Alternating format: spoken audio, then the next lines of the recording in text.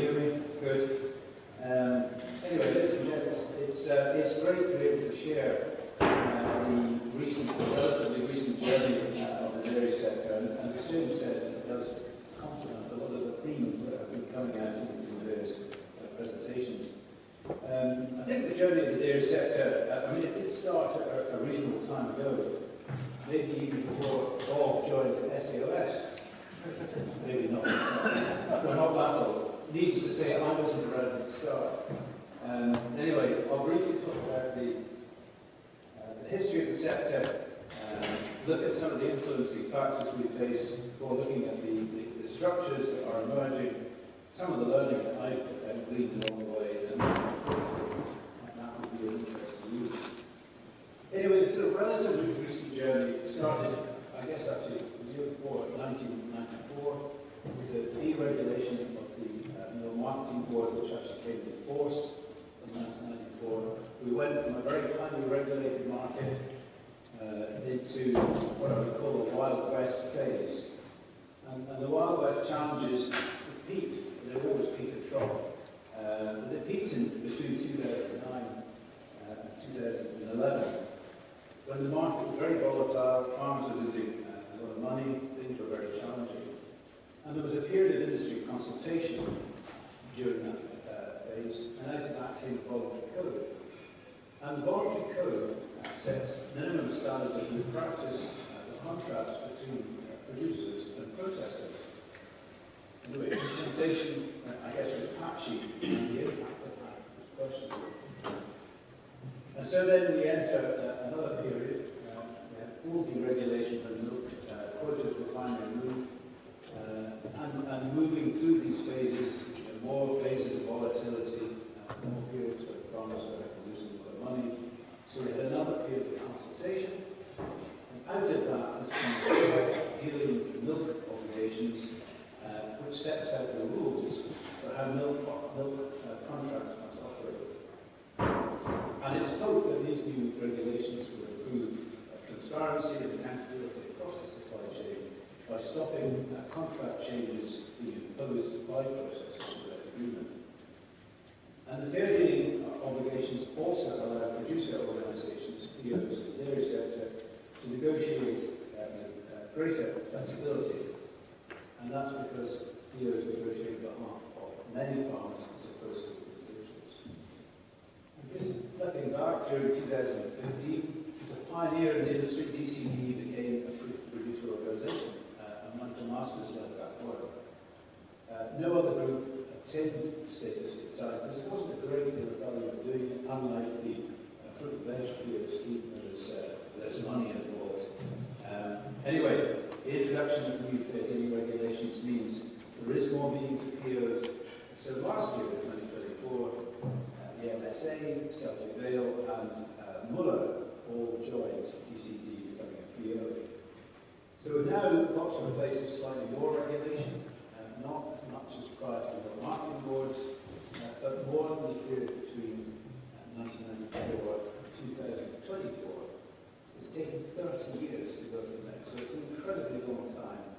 But we are moving towards supply chains which are more aligned with market requirements, where POs will play a key role in strengthening the position of farmers in that supply chain. And of course, all this stuff is regulatory stuff is happening, or is not happening in a vacuum. There are other factors as well. And one of the key issues is sustainability. And we all know there are three pillars of sustainability: people, profit, and planet. The dairy industry, at least my observation is, it's the last three that's having the biggest impact on producers. We're not sufficiently balanced. The various initiatives, so we have the Dairy Industry Roadmap, founded by the industry in 2008, with the climate change legislation and a climate change act on both sides of the border. We've had a quota commitment which supermarkets and retailers have signed up to. We've had the rollout of farming sourcing standards, carbon, and wider sustainability actions. Each milk buyer has their own particular set of standards, whether advantage, our garden, sustainable, milk, beef, examples. We've also also had rationalisation and change, all points of change. Muller recently purchased Nutri, and they also recently sold milk and moved expressways. Ireland invested in their sites, personal similarly, and their farms as well. And finally, just in relatively recent times, we've had a future great partnership with Tesco alongside Arla and Muller, again focusing on welfare, reducing carbon emissions, promoting sustainable farming practices. So the direction of travel is incredibly clear, and the pace of change is accelerating. And out of this has come, I guess, three main structures for the supply chain. The first one, I guess, is the multiple stakeholder model for individual farmers, with individual relationships with private processors. You have the integrated model, the integrated model of our personal retail farming. We've heard from both of the last two at our conference recently. And now we have the emerging PO, cooperative, collaborative model, professionalising processor farm relationships. And the interesting thing, and certainly about the POs we have here, is we all have companies that are operating internationally. Muller Farmers dealing with Muller, which is a German business, TCD, supplying Saputo, which is a Canadian business, Celtic Vale, we deal with Mondelez, and we have LSA dealing with Talis, which is a French concern. And what have my learnings been during this time? And I would say, first of all, it's taken us time to learn our trade. And during this time, what I would say is not every processor welcomes producer representation, and that people in any part of the supply chain change, and that either accelerates or slows progress. There's also a transactional culture along the supply chain. When retailers might say nice things about CSR, ESG, environmental stuff, but so far, clear drivers are about still price. And while that remains the case, managing commercial tensions and expectations is challenging. It's very difficult to implement change when your farmers are losing money. And I'm no doubt it's the same for processors if they find themselves in the same group. So we need to understand our processor needs, their markets, contracts, and the legislation that surrounds it all. And contracts, is one element, is understanding contracts is complex.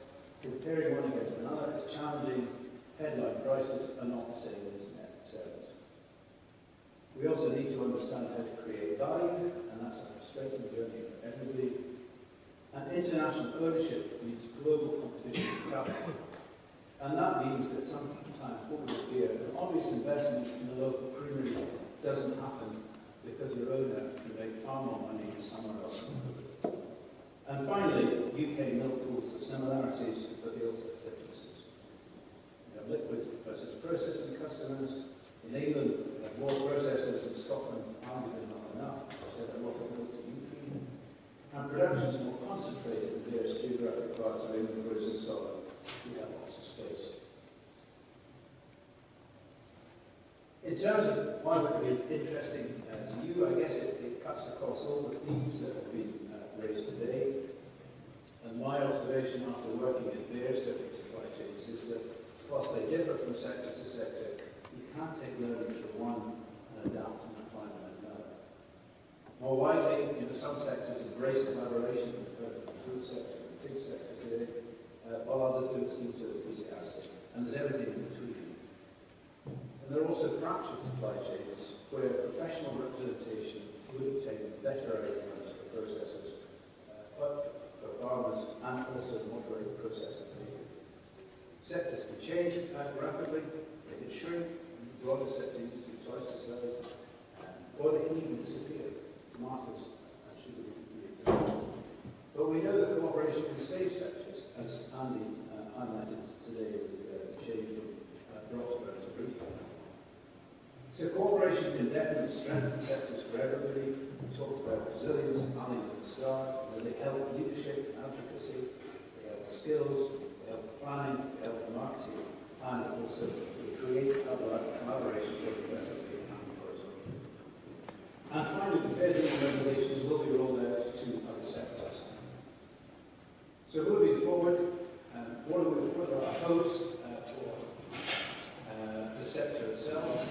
We'd like to see more DPOs in the dairy sector.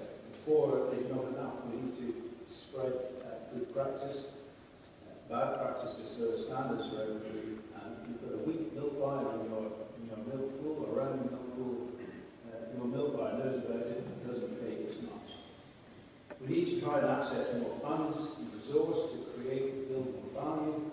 At the NSA, we do other projects like our digital dairy chain full stock project, looking at benchmarking power consumption.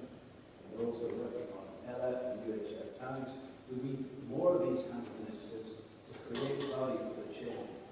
It helps farmers save money and the processor gives the processor evidence of good practice. And we need to help our processor, particularly international ones, to retain and grow market access. As Jed said, we would quite like to say no to a retailer every now and again. And in the long term, they have to make money. And because if they don't make money, then we can sure as hell guarantee that we won't either. So we need to create an environment where the whole sector thrives, where professional representation is one of the key elements. And finally, we're looking at forming an association of DPOs, so that the existing groups, the MSA, DCE, Wooler, and Self-Bill, can learn from one another. We need to accelerate our own development and the wider industry as well. So I'll now hand you over to these aren't the four amigos looking across the dike, and they're simply going to look at their own history and working, their own journeys towards DPO status, and what collaborative work have achieved. Hamish, thank you very much.